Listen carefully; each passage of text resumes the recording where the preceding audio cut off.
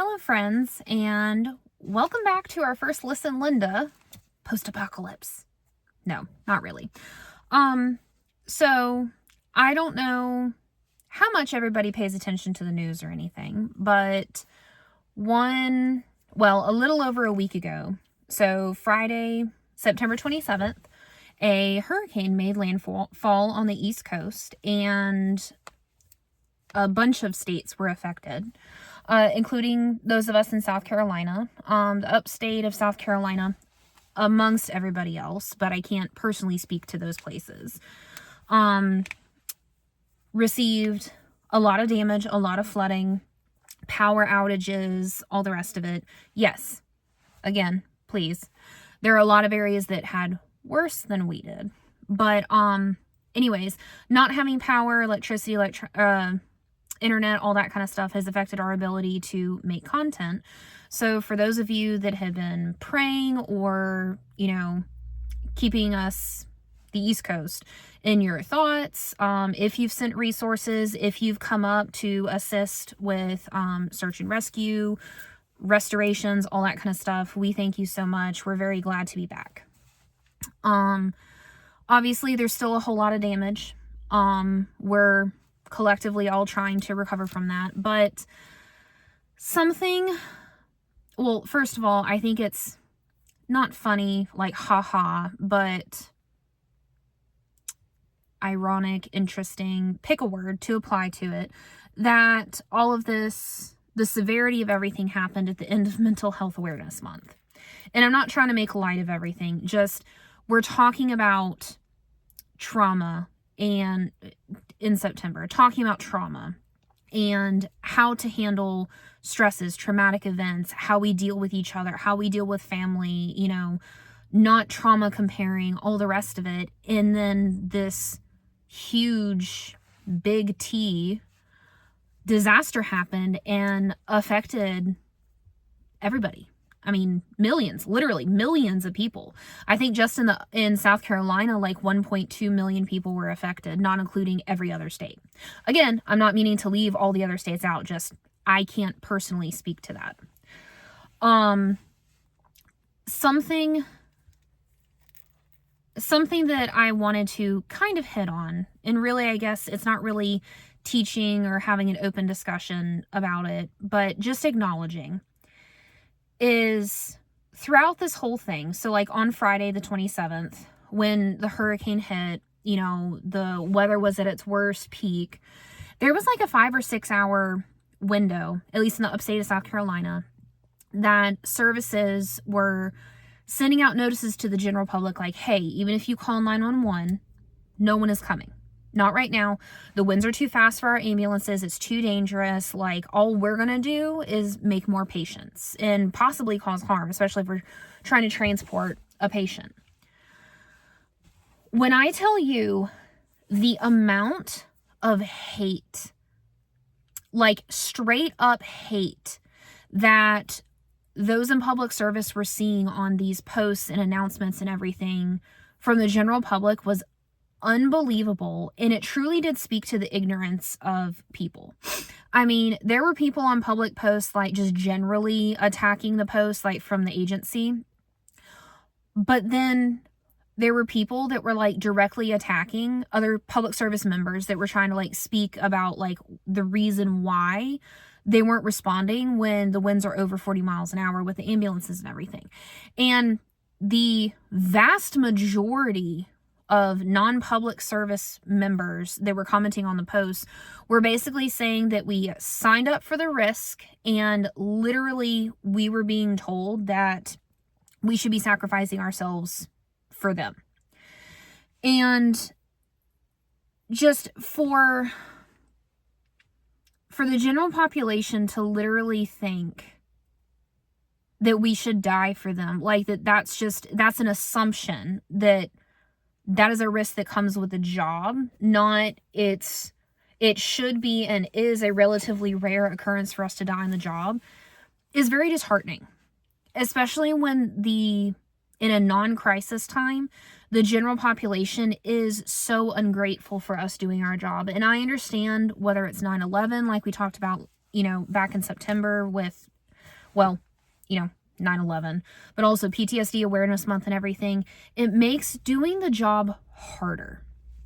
And the fact that all of us, either generally or independently, we're getting attacked and basically being told, like, you should sacrifice yourself for me, the general public, is disheartening. But I have to speak to the fact that we still showed up and did our jobs. And it's unfortunate that so many people in the community take that viewpoint. But Daniel and I, want y'all to know that we see you. We know how it works. Please correct me if I'm wrong, but I've talked to several people that have done public service in like Florida and the states that, not used to, but like have experienced hurricanes more often than South Carolina. And they're like, yeah, when a hurricane is making landfall, like when we know about it and we send out an evacuation notice, everybody is told, you're supposed to be evacuating. That includes public service. If you decide to stay, you're on your own. Public service is not going to sacrifice themselves literally, for something like that and cause more patients. We'll come back in with the relief efforts. And I've seen some people bring up 9/11, which I think is very unfair. How many providers died and experienced, trauma, heartache, all, saw bad things, all the rest of it. And it is two different, not natural disasters, but two different incidences. And I can't tell you how grateful Daniel and I feel for those of you that have showed up, even if it's just your thoughts and prayers for those of us affected. And I think it really shows how when something bad happens, especially in the aftermath, not necessarily in the middle of it because, we can't create more patients, but in the aftermath of it, we have stuck together, we've come together, and we make general sacrifices. And I don't know, does it suck to have to experience this, and will many people be affected and have trauma responses and have worry and everything? Yes, there's a sense of insecurity with stuff not going well. But I feel like this disaster has, I guess, highlighted a lot of what we've talked about. How, we are capable of dealing with bad events. How you can, I guess, trauma bond without it crossing boundaries. How we can relate to each other and take care of the public while also taking care of ourselves. This job does require sacrifice on our part. Whether it's, the linemen, for example, a lot of the linemen are helping restore power to areas that don't have power, and then going home to a house that doesn't have power. And I think it's interesting that the general population, at least in the city and area that Daniel and I live in, everybody was talking so much smack about public service, but then with the linemen who follow the same safety guidelines that we do, no, their job isn't to save lives, but like they still follow the same safety protocol that we do, that like they can't go to work until it's in safe conditions. Everybody's talking about how they're heroes and they deserve pay raises. And please do not get me wrong. I have no doubt that they need pay raises. There have been linemen that have come to the East Coast from across the freaking country, even some people from Canada. So like a whole other country, have come to help with disaster relief. But here's the thing, that's how it should be. And the fact that it takes a natural disaster for us to start focusing on ourselves is sad. But with the community backing the way they have been backing, it brings to light that I really feel like in public service, if we could come together, stay together, help each other out, stop with, services having, competitions with each other or hating each other just because they're a different service, or, different shifts hating each other because, you're a different shift. This is a perfect example of we all can work together if we set aside our differences for a common goal. Like, I hate that it took a natural disaster to make that point, at least in our lifetime, at least one that we can remember. I mean, if you remember 9/11, you know, yeah, it was a horrific tragedy, but that was a time where everybody was so unified together. And that is how we should be all the time. So I don't mean to get on a soapbox, but this unfortunate event proved a point. We can handle trauma. We can work together. We need to have our whys and our common goals, but also I think there needs to be more community outreach. The general public needs to have a better understanding of EMS. They need to have a better understanding of public service in general, but I feel like fire and law enforcement do a better job showing the public what we do. And like Night Watch, you know, some of these other shows, like, they've tried. They have tried. Don't get me wrong. They have given a glimpse into what we do. But here's the thing. Those shows won't be popular if they show that 90% of our calls are bullshit toe pains at 2 o'clock in the morning. It's not. And a lot of these people on social media, I had one lady that actually like tagged me, like tried talking to me directly and attacking me verbally online, that basically was like, you know, oh, I've seen TV shows. I know exactly how it works. I know what kind of education and training and disaster management goes into. And I'm like, just sitting here thinking, I mean, I didn't engage her for too terribly long because I was like, you can't talk rationally to an irrational person. It's just, it's the truth. Whether it's, you know, on a call, which on a call, it's a little bit easier to try de-escalation and everything. But with something like this, especially with the keyboard warriors, it's very hard to engage in conversation. And I mean, how many of y'all are required to get your FEMA certifications? The, what are they called? The ICS, like 100, 200, 700, 800, like those mass casualty situations. How often do we get training just for like school shooter, like mass shooters, mass casualty shooting situations? Not very often. Providers and agencies are trying to have those trainings more often, but especially in South Carolina and North Carolina, how often do we do hurricane and, like, you know, high winds? We don't normally get hurricanes. We don't normally get, you know, tornadoes, stuff like that. So safety is definitely paramount. We want you to know that we see you, that we are so grateful for everybody that has done literally anything, even if it's just thoughts and prayers, you know, for the whole situation of the East Coast. But something else that I have seen that is prevalent that kind of goes along with the mental health is, there's two things to this. So people online, for the most part, are, you know, sharing information like, hey, this street or this city or, you know, this housing complex got power back, or, oh, hey, this area does not, you know, all of these things, you know, oh, hey, I saw a truck.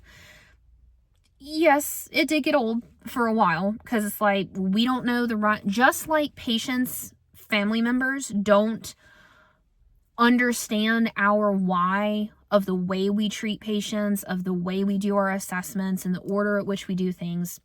Unless we're linemen and we're like in the intimate know, like we know the plan, we don't know the rhyme and reason why they do stuff. So like they may be working on a certain set of lines that's like a primary line versus like, you know, the lines that go to the transformers and everything versus like the side street lines, and we have no freaking clue. It also comes down to, you know, certain houses that are newer versus older, different lines, all the rest of it. So like, it's one thing to share information, but something that I noticed, especially in our like community, is people were bitching about not having stuff. Like they were making it everybody else's problem. And there's so many thoughts and feelings related to this. Cause like, was I stressed and worked up about, you know, it being 90 degrees with no AC, with 3 children, with, you know, we lost all of our food? Cause for the most part, we do like meats, veggies, and fruit. So we had like we had some, but we didn't have a lot of dried goods. So we lost like probably 95% of the food that we had in our house, like within the first like 6 hours. Cause I think it's any 4 hours over, no electricity, your food's no good. So like, took the freezer time to defrost. But in general, we were not prepared. Almost no one on the East Coast, at least the northern East Coast, was prepared for the devastation that came. And what I have a problem with is, as people were complaining, now were they complaining in excess? Yes, because everybody was going through stuff. Everybody was uncomfortable. Everybody lost food. Everyone had damage and flooding and, all of the things. Our inner roof fell in, like in the dining room. It's not as bad as it sounds. But anyways, everybody experienced something. The problem comes with the other people coming in and saying, why are you complaining? Who gives a shit if you're uncomfortable? There are other people that had it worse. Yes, that is true.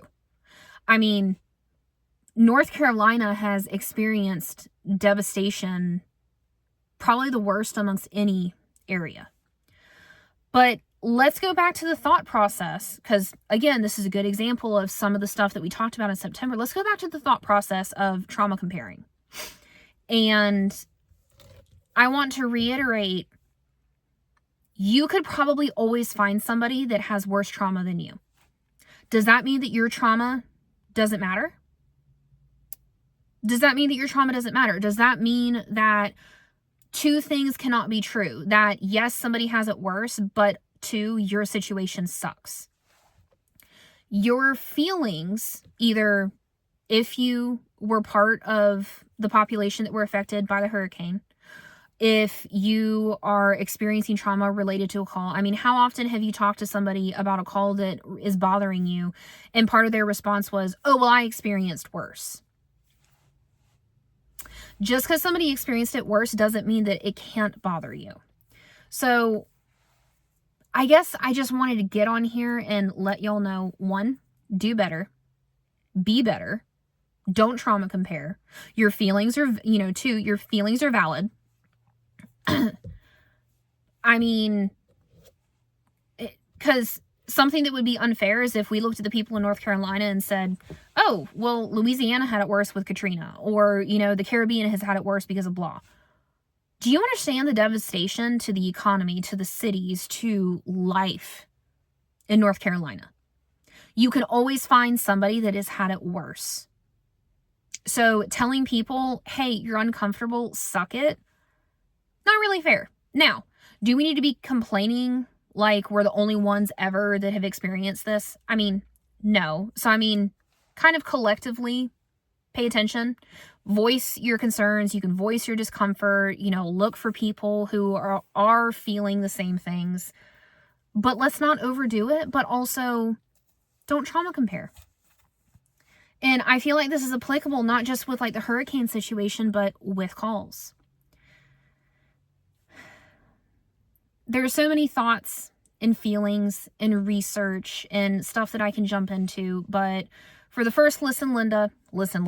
For the first listen, Linda back, I just kind of wanted to hit on, we've missed you guys.